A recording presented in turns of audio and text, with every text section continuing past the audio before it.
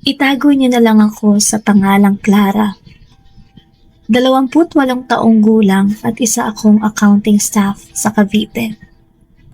Matagal ko nang gustong ibahagi ang karanasang ito, pero sa tuwing naaalala ko ang gabing iyon, bumabalik ang takot na akala ko ay nalimutan ko na. Ang taong nasa kwento ay ang ex-boyfriend kong si Mark. 3 taon kaming naging magkasintahan. Hindi kami naghiwalay dahil may third party, kundi dahil naging sobra ang pagiging obsessive niya sa akin. Gusto niya, alam niya ang bawat galaw ko. Kapag hindi ako sumasagot sa tawag niya, pupuntahan niya agad ako sa bahay o di kaya naman ay sa trabaho. Noong muli kaming nagkita, umiiyak siya habang hawak ang kamay ko. Sabi niya, kapag dumating ang araw na mawala ako, ikaw pa rin ang hihintayin ko. Akala ko noon, isa lang iyong emosyonal na drama. Hindi ko alam na ito pala ay magiging isang bangungot. Halos 1 taon na ang lumipas mula nung naghiwalay kami ni Mark. Isang hapon, may tumawag sa akin. Pinsan pala ito ni Mark. Nanginginig ang boses niya. Clara, patay na si Mark. Naaksidente raw ito habang pauwi galing trabaho. Hindi ko alam kung ano ang mararamdaman ko. Nalungkot ako, pero aminado akong may bahagi rin ng sarili kong nagsabing, sa wakas, tapos na rin ang lahat. Kinabukasan, nagpunta ako sa burol ng ex-boyfriend ko. Tahimik ang buong punerarya at tanging hikbi lamang ng mga kamag-anak ang maririnig.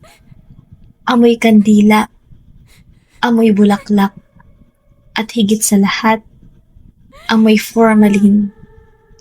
Pagpasok ko, napansin kong parang lahat ng tao ay sabay-sabay akong nilingon. Wala namang nagsalita, pero pakiramdam ko parang ayaw nila na naroon ako. Lumapit ako sa kabaong. Hindi ko agad tiningnan ang mukha ni Mark. Natatakot kasi ako. Pero, nang lakasan ko ang loob ko, halos mapaatras ako. Nakapikit siya. Maputla. Pero, parang nakangiti. Hindi ito simpleng ngiti.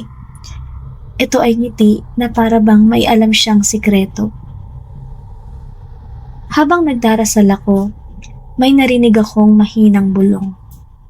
Sa umpisa, akala ko isa lang sa mga nakikipaglamay, pero paulit-ulit ko itong narinig. Clara, Clara. Napalingon ako. Walang tao sa likod ko. Nang bumalik ang tingin ko sa kabaong, nanigas ang katawan ko. Bahagyang nakadilat ang isang mata ni Mark.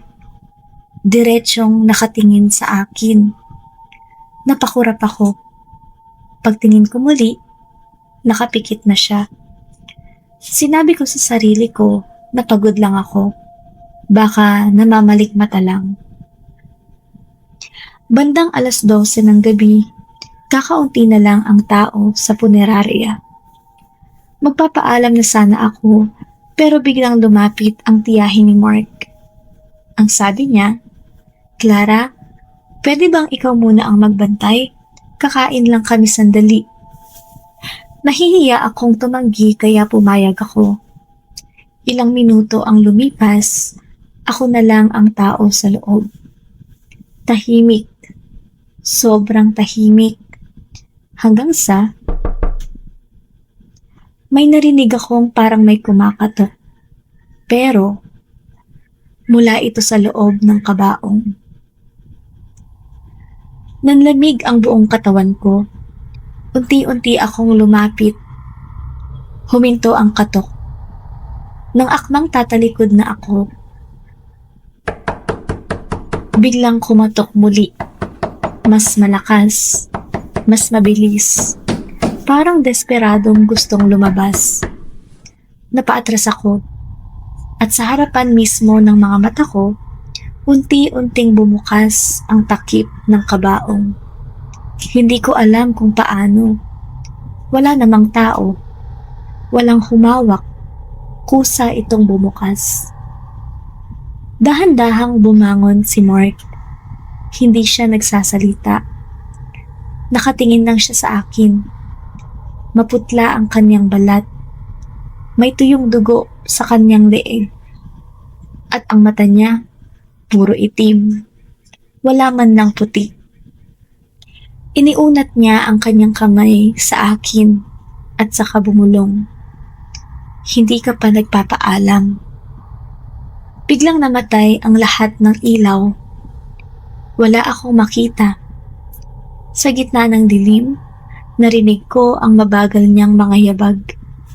Hindi ko siya makita, pero ramdam ko na papalapit siya. Amoy lupa, amoy nabubulok na kahoy, at amoy formalin. Napapikit ako habang paulit-ulit akong nagdarasal.